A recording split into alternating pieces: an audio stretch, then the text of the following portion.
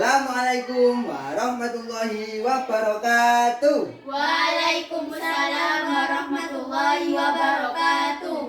Bagaimana kabarnya hari ini anak-anak? Alhamdulillah, luar biasa. Allahu Akbar. Yes. Kurang semangat sekali lagi. Bagaimana kabarnya hari ini anak-anak? Alhamdulillah, luar biasa. Allahu Akbar. Yes. Nah, baik, sekarang sebelum kita mulai pelajaran hari ini, siapa yang mau memimpin di depan untuk berdoa? Saya. Ya, silakan Nurul. Ke depan.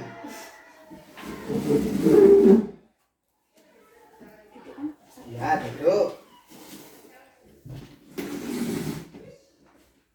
Teman-teman, sebelum kita memulai pelajaran pada hari ini, sebaiknya kita berdoa terlebih dahulu. A'udzu billahi minasyaitonir rajim. Bismillahirrahmanirrahim. Alhamdulillahi rabbil alamin. Ar-Rahmanir-Rahim. Maliki yaumiddin. Teman-teman, sebelum memulai pelajaran pada pagi hari ini, sebaiknya kita berdoa dulu. Raditu billahi rabba wa bil islami dina wa bi Muhammadin nabiyyan wa rasula. Rabbi zidni ilma warzuqni fahma. Amin ya rabbal alamin. Berdoa selesai. Terima kasih Nurul, silakan kembali. Kemudian Ustadz mau absen dulu ya kehadiran anak-anak. Pertama, Febriana Isnaini Nurin. Hadir Ustaz. Hadiroh ya Hadiroh, kalau Ustaz. perempuan. Nah, selanjutnya Firnik Nurul Solihan. Hadir Ustaz. Kemudian Siti Suraya. Hadir Ustaz. Alhamdulillah sudah masuk semua. Anak-anak masih ingat pelajaran hari Minggu kemarin tentang apa? Masih Ustaz. Ya, tentang apa? Isi di antara isi piagam Madinah. Piagam Madinah. Isna bisa dijelaskan? Bisa Ustaz. Ya, silakan. Isi piagam Madinah diantaranya adalah: 1. Semua kelompok yang mendatangani piagam merupakan suatu bangsa. 2. Masing-masing kelompok bebas menjalankan ajaran agamanya tanpa campur tangan kelompok lain. 3. Bila salah satu kelompok diserang musuh, maka kelompok lain wajib untuk membelanya. 4. Kewajiban penduduk Madinah, baik kaum muslimin, non-muslim, atau bangsa Yahudi, harus saling membantu moral dan material. 5. Mereka harus saling menasihati, berbuat baik, dan tidak boleh berbuat jahat. 6. Nabi Muhammad adalah pemimpin seluruh penduduk Madinah dan dia menyelesaikan masalah yang timbul antar kelompok. Ya, terima kasih. Bagus sekali, Isna. Sekarang pelajaran kita hari ini sama tentang perjanjian. Kalau ini tentang perjanjian piagam Madinah. Kalau sekarang tentang perjanjian Hudaibiyah. Perjanjian Hudaibiyah adalah perjanjian yang disepakati oleh Rasulullah dengan kaum kafir Quraisy yang berada di kota Mekah, yang diantaranya saat Rasulullah SAW berhijrah ke Madinah saat itu pada tahun 8 Hijriah. Lalu saat Rasulullah di Madinah saat Rasulullah di Madinah anak-anak mendengar berita tentang pengkhianatan perjanjian Hudaibiyah. Kemudian Rasulullah bersama pasukannya kembali ke kota Madinah untuk menyatakan perang. Tapi bukan peperangan yang menumpahkan darah, akan tetapi mau menyelamatkan orang-orang di sana. dengan istilah Fathu Makkah. Fathu artinya membuka, Mekah artinya kota Mekah yang berisi orang-orang kafir Quraisy yang telah mengkhianati Rasulullah dengan perjanjian Hudaybiyah tadi yang telah disepakati. Saat Rasulullah mau datang ke kota Mekah, di samping di pinggiran kota Mekah, beliau didatangi oleh paman beliau yang bernama Abu Sufyan. Kemudian Abu Sufyan datang kepada Rasulullah menyatakan keislamannya. Itu.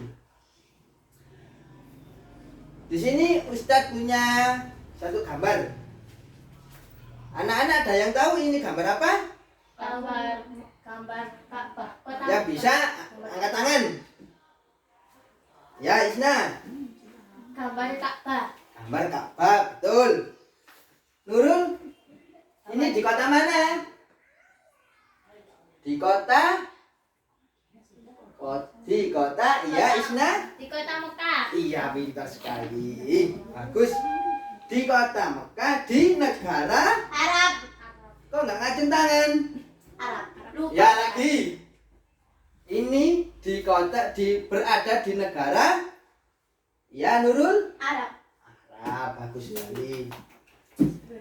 Ini yang dinamakan maaf Ka'bah al-Musyarrafah. Jadi Ustadz mau bercerita sedikit, nanti anak-anak mengulang cerita apa yang sudah Ustadz sampaikan. Bisa? Insya Allah bisa. Ustadz kasih kertas ya. Satu. Ini. Nah, sudah. Ustadz mulai ya ceritanya. Dahulu kala pada zaman Nabiullah Ibrahim di kota Babilonia, Nabi Ibrahim ini masih muda. Maaf, Nabi Ibrahim mempunyai istri yang bernama Siti Hajar. Kemudian selang beberapa tahun lamanya Siti Hajar kok nggak punya anak. Kemudian Nabi Ibrahim berdoa kepada Allah agar diberi karunia anak. Setelah beberapa tahun lahirlah seorang putra dari Siti Hajar yang bernama siapa? Anak-anak ada yang tahu? Ya. Ya siapa? Nabi Ismail. Nabi Ismail, pintar sekali. Kemudian Nabi Ismail kecil lahir, dibawa oleh Siti Hajar ke tengah gurun. Kemudian di sana Nabi Ismail kecil menangis. Sang ibunda Siti Hajar bingung, lari-lari dari sofa ke Bukit Marwah. Anak-anak ada yang tahu itu dinamakan apa? Kalau sekarang? Tidak tahu Ustaz. Tidak tahu. Ada yang tahu Isna? Tahu Ustaz. Ya, apa namanya? Sa'i. Pinter. Kasih tepuk tangan dulu. Nah, kemudian setelah lari-lari dari Bukit Safa dan Marwah, Siti Hajar kemudian menemui sumber air yang di dekat Nabi Ismail kecil, yang kemudian dinamakan sumber air Zam-Zam. Ya, pintar sekali. Kemudian dari situlah muncul yang dinamakan sumur Zam-Zam sampai sekarang ini. Kemudian tumbuhlah Nabi Ismail, kemudian remaja. Saat itu juga Nabi Ibrahim, ayah Nabi Ismail, diberi perintah dari Allah untuk membangun sebuah bangunan untuk memenuhi salah satu perintah Allah, yang tujuannya untuk apa? Anak-anak ada yang tahu tujuannya ini? orang berangkat pergi Nggak tahu. pergi naik Naik haji. naik haji. Iya. Diulang sekali lagi. Allah memerintahkan Nabi Ibrahim membangun Ka'bah untuk orang-orang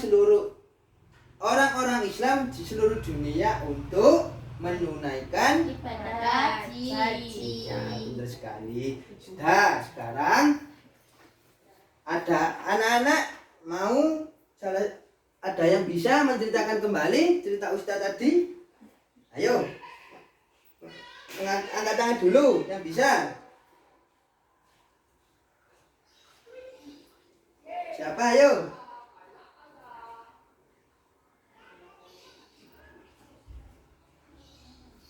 Nah, apa Nurul? Ya udah, ayo Nurul silakan. Dalam? Iya, duduk enggak apa-apa, yang keras biar temannya kedengeran. Pada zaman Nabi Ibrahim alaihissalam, beliau mempunyai istri yang bernama Siti Hajar, berarti tidak mempunyai anak. Setelah itu, Nabi Ibrahim alaihissalam berdoa kepada Allah Subhanahu wa taala untuk diberikan momongan. Ya, terus Setelah beberapa tahun lahirlah anak laki-laki yang bernama Nabi Ismail. Nah, pada saat itu disebut sumur. sumur air Zam-Zam karena Nabi Ismail kehausan dan Siti Hajar mencari sumber air tersebut. Di situ.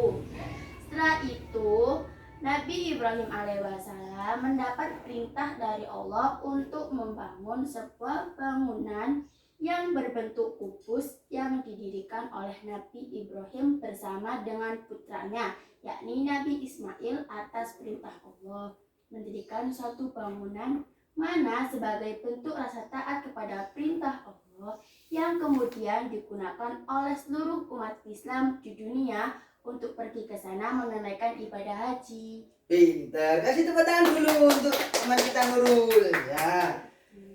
Setelah itu Ustadz punya ice breaking lagu untuk pergi menunaikan ibadah haji. Lagunya lagu becak. Pernah dengar anak-anak? Pernah. Nah. Ustadz nyanyikan dulu, nanti bersama-sama kita nyanyi ya. Ya Ustaz. Saya mau tamasya berkeliling-keliling Ka'bah sambil baca talbiyah dan wukuf di Arafah, lalu melempar jumroh ula wusto Aqobah, sa'i dari Sofa ke Marwah. Bisa anak-anak? Bisa. Ayo bersama-sama dengan Ustaz. 1, 2, 3. Saya mau tamasya berkeliling-keliling Ka'bah sambil baca talbiyah dan wukuf di Arafah, lalu melempar jumroh Ula wusto Aqobah, sa'i dari Sofa ke Marwah. Sekali lagi. Saya mau tamasya berkeliling-keliling Ka'bah sambil baca talbiyah dan wukuf di Arafah, lalu melempar jumroh Ula wusto Aqobah, sa'i dari Sofa ke Marwah. Ya, tangan. Habis itu Ustadz punya permainan. Di antara banyak sekali peninggalan sejarah Islam di dunia ini, antara lain seperti ini. Sejarah dari apa tadi anak-anak? Namanya? Buka. Ini Ka'bah. Nah, gitu. Nah, di antaranya ada banyak sekali peninggalan sejarah Islam. Ayo anak-anak yang bisa menyebutkan salah satu di antara berbagai macam